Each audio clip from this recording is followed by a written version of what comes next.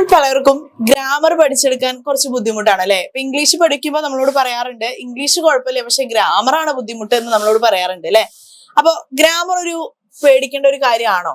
അത്രയും ബുദ്ധിമുട്ടുള്ള ഒരു കാര്യമാണോ? ഗ്രാമർ പഠിക്കാൻ അത്ര ബുദ്ധിമുട്ടുണ്ടോ? അത്ര ബുദ്ധിമുട്ടുള്ള കാര്യമല്ല. നമ്മൾ മനസ്സിലാക്കി പഠിച്ചാൽ കുറച്ച് ടെക്നിക്കുകളൊക്കെ വെച്ച് പഠിച്ചു കഴിഞ്ഞാൽ ഗ്രാമർ പഠിക്കാൻ അത്ര ബുദ്ധിമുട്ടൊന്നുമില്ല.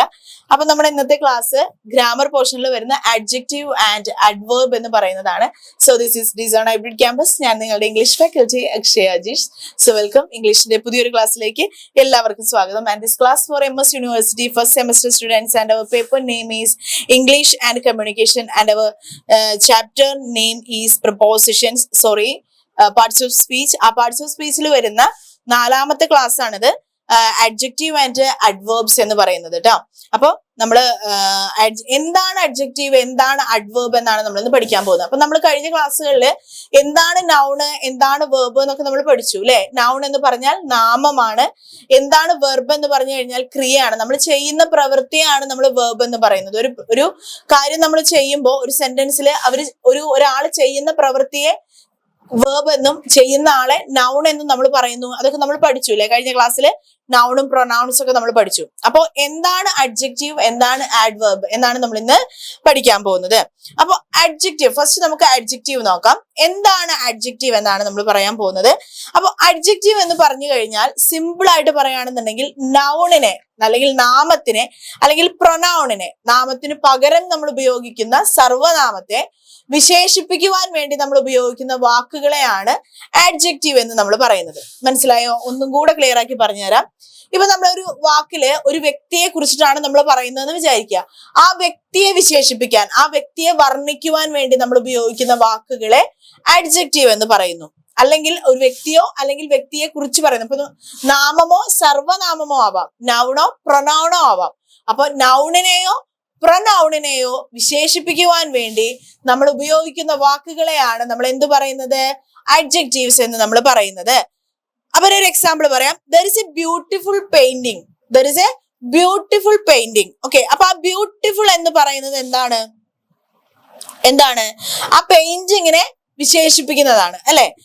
She leaves in an old house. എന്താണ്? അവളൊരു പഴയ വീട്ടിലാണ് താമസിക്കുന്നത്. എങ്ങനത്തെ വീട്ടിലാണ് താമസിക്കുന്നത്?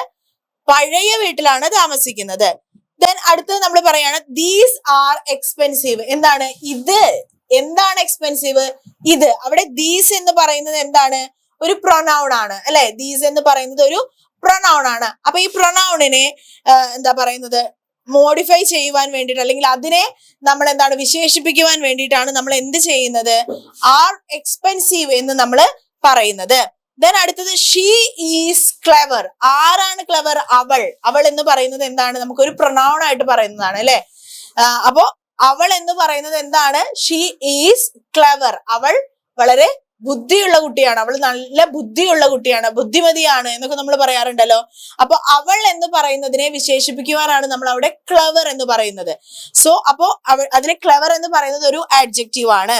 അപ്പൊ നമ്മള് അഡ്ജക്റ്റീവ് എന്ന് പറഞ്ഞു കഴിഞ്ഞാൽ നൗണിനെയോ നാമത്തെയോ സർവനാമത്തെയോ വിശേഷിപ്പിക്കുവാൻ വേണ്ടി നമ്മൾ ഉപയോഗിക്കുന്ന വാക്കുകളെയാണ് എന്ത് പറയുന്നത്?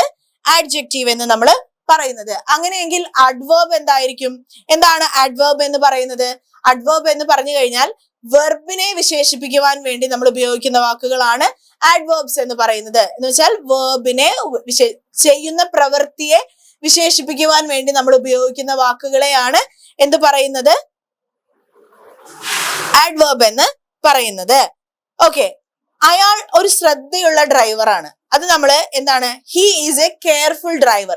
അയാൾ ഒരു ശ്രദ്ധയുള്ള ഡ്രൈവറാണ്, വളരെ മികച്ച അല്ലെങ്കിൽ വളരെ നല്ല ശ്രദ്ധയോടുകൂടി വണ്ടി ഓടിക്കുന്ന ഒരാളാണ്, അയാൾ നല്ലൊരു ഡ്രൈവറാണ് എന്ന് നമ്മൾ പറയുകയാണെന്നുണ്ടെങ്കിൽ നമ്മൾ അവിടെ ആരെയാണ് മോഡിഫൈ ചെയ്യുന്നത്? ആരെയാണ് നമ്മൾ അവിടെ വിശേഷിപ്പിക്കുന്നത്? ഡ്രൈവറിനെയാണ് വിശേഷിപ്പിക്കുന്നത് അല്ലെ.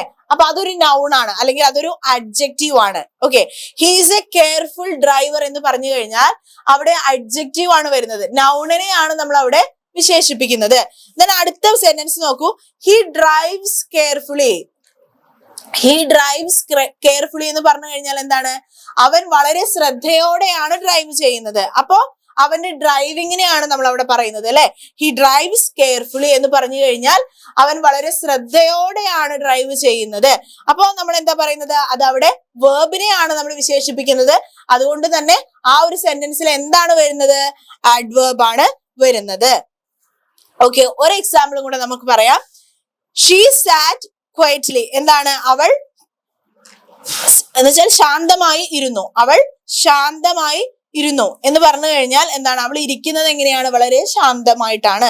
ഹി സ്പോക്ക് ലൗഡ്ലി, അവൻ ഉറക്കെ സംസാരിച്ചു. അവൻ എങ്ങനെയാണ് സംസാരിച്ചത്, ഉറക്കെ സംസാരിച്ചു. അപ്പൊ ഈ രണ്ട് വേർഡും എന്താണ്, വേർബിനെയാണ് കാണിക്കുന്നത് അല്ലെ. അപ്പൊ ഈ രണ്ട് വേർഡും എന്താണ്, അഡ്വേർബ് ആണ്. എന്ന് വെച്ചാൽ നമ്മൾ ചെയ്യുന്ന പ്രവൃത്തിയെ എന്താണ് കാണിക്കാൻ. നീ പാടിയത് നന്നായി, നീ നന്നായിട്ട് പാടി, നിന്റെ പാട്ട് വളരെ മികച്ചതായിരുന്നു എന്ന് പറയുന്നതും, നിന്നെ കാണാൻ വളരെ നീ വളരെ മികച്ച, നീ വളരെ ബുദ്ധിമതിയാണ് എന്ന് പറയുന്നതും, നിന്റെ പ്രകടനം വളരെ മികച്ചതാണ് എന്ന് പറയുന്നതും വ്യത്യാസമുണ്ട് അല്ലെ. അപ്പൊ ആദ്യം ഞാൻ പറഞ്ഞത് എന്താണ്, നൗണിനെ വിശേഷിപ്പിക്കുന്നതാണ്.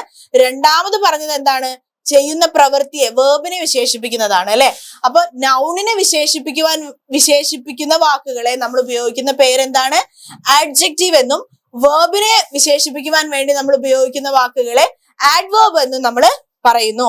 സോ ഇതാണ് നമ്മുടെ ഇംഗ്ലീഷ് ഗ്രാമറിലെ പാർട്സ് ഓഫ് സ്പീച്ചിൽ വരുന്ന ആഡ്ജക്റ്റീവ് ആൻഡ് ആഡ്വേർബ് എന്ന് പറയുന്ന പോർഷൻ. അപ്പൊ ഇത് മനസ്സിൽ വെക്കുക. ആഡ്വേർബ് അപ്പൊ പെട്ടെന്ന് മനസ്സിലാക്കാൻ ആഡ്വേർബിന്റെ കൂടെ വേർബ് ഉണ്ട് അല്ലെ. അപ്പൊ ആ വേർബ് എന്ന് പറയുമ്പോൾ വേർബിനെ വിശേഷിപ്പിക്കുവാൻ വേണ്ടിയിട്ടാണ്.